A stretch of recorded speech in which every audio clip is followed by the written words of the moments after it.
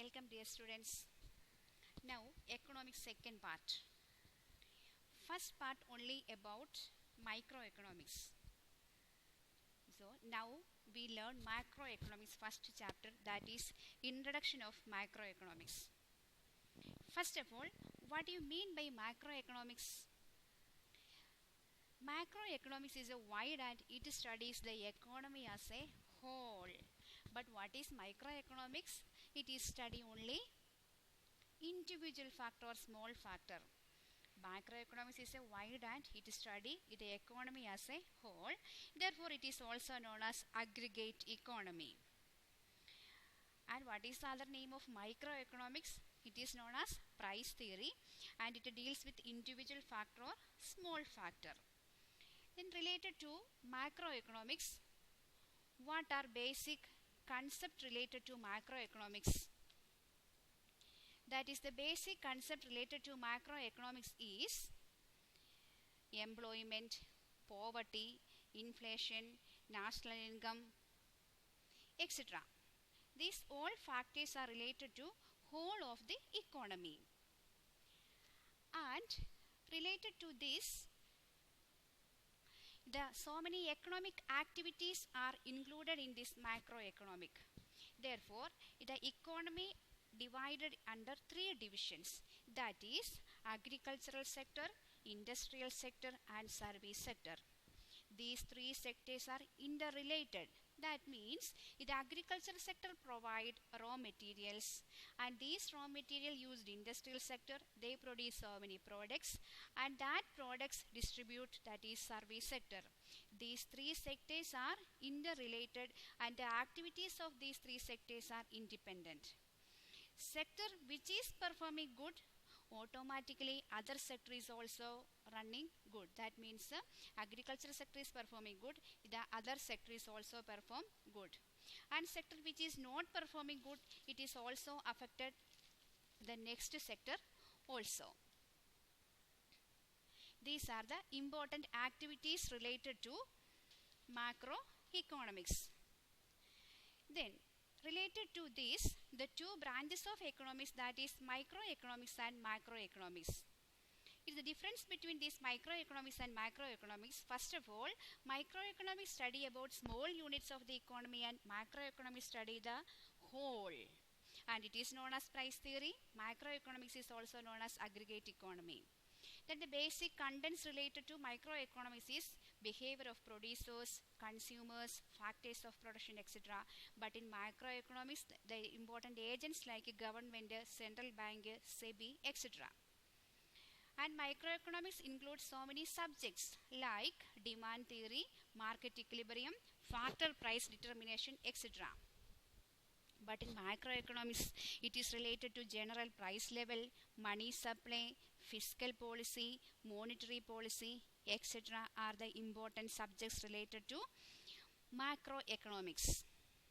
Then related to this macroeconomics, under capitalist economy is the most important factor. Related to this capitalist economy, the four factors are or four sectors are interrelated in this capitalist economy.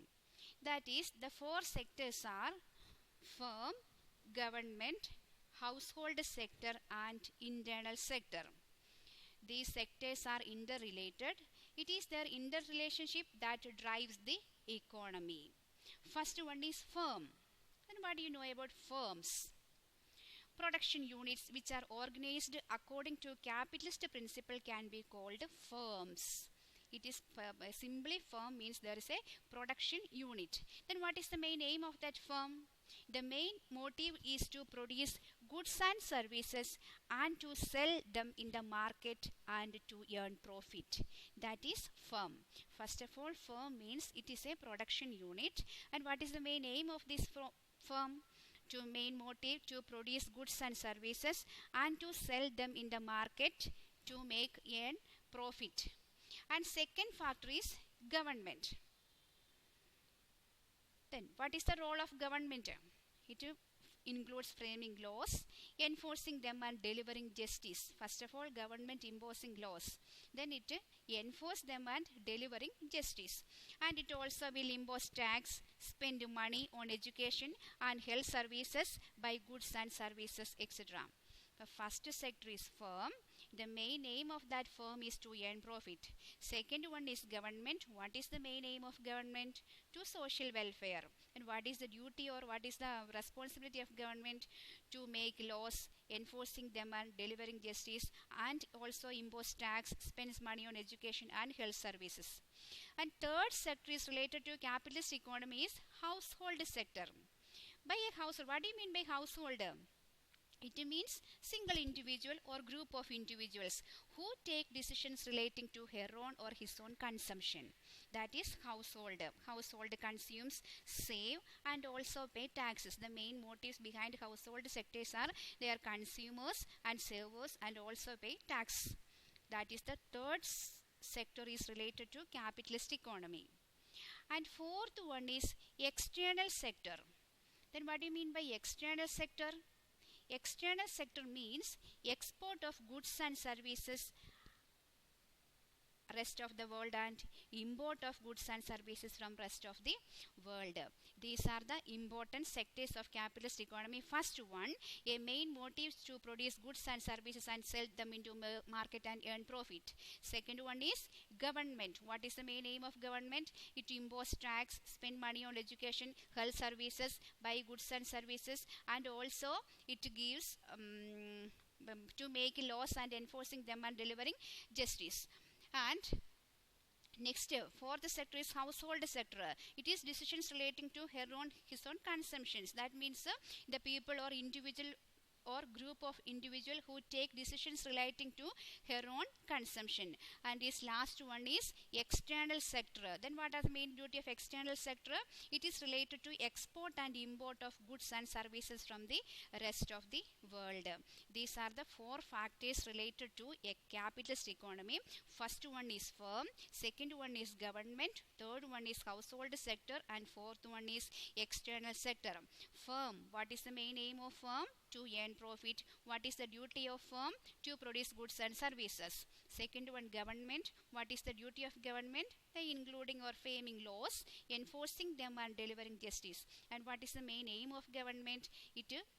The main aim of government is to make social welfare. And third one is household sector. What do you mean or what is the main aim of household sector? Take decisions related to her own or his own consumption. And the last sector is external sector.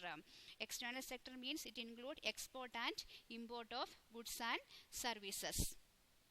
These are the important sectors included in capitalist economy. And related to macroeconomics, it is also a separate branch of economics emerged after the British economist John Maynard Keynes or J.M. Keynes. And he published his celebrated work in 1936. The name of his book was General Theory of Employment, Interest and Money. Related to J.M. Keynes, and he also explained the general theory of employment. It is related to macroeconomics. And in the same case, J.B. Say, he is a classical economist, he argued that supply creates its own demand. This statement is the founding stone of classical economist theory. Related to this microeconomics, the two important economists are there. First one is J.M. Keynes and second one is J.B. Say. J.B. Say is a classical economist and the main statement related to his theory was supply creates its own demand. During the period of 1929, there is a Great Depression and it is also affected the countries of the world as well. Related to these, all problems are explained in macroeconomics. And today, wind up and next chapter is in next part.